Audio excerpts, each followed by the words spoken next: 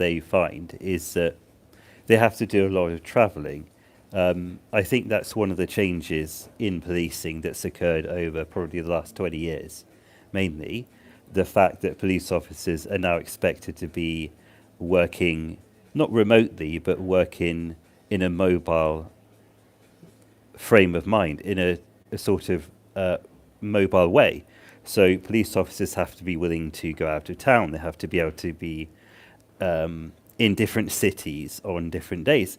They have to follow investigations sometimes across the world. And this is the ordinary police officers, not a specialist detective or investigator. This is somebody who gets a job with the police, who find themselves traveling sometimes on a long journey. But they have to do it because modern transport takes people anywhere. Modern forms of communication mean that people get in contact and use a holiday to meet those people.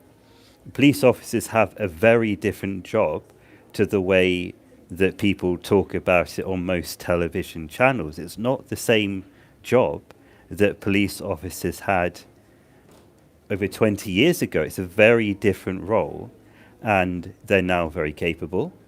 They're actually very clever, and they're very intuitive according to the way that people behave, according to the way that people think. A protest does not confuse a police officer. What confuses a police officer is the slowness with which the so-called professional world responds to it. I mean, law chambers should have cleared the streets years ago. Law chambers should have cleared up protests a long time ago because of what we find and what we see, what we know about the people that go off on their happy, jolly protests, what we witness and we film in our own neighborhoods of what protesters get on and do.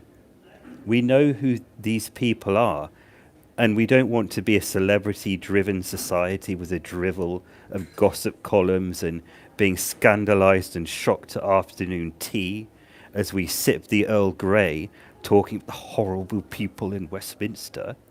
We want people to get on and do their jobs so that we're safe, so that we're well, so that we're happy.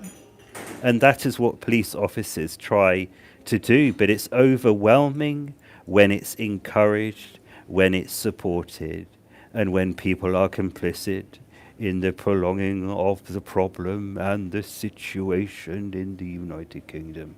You know, police officers have to be rational, grounded, sensible people, because they are dangerous public events.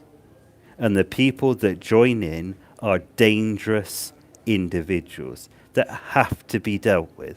But it's too many, and it's encouraged, and it's incited.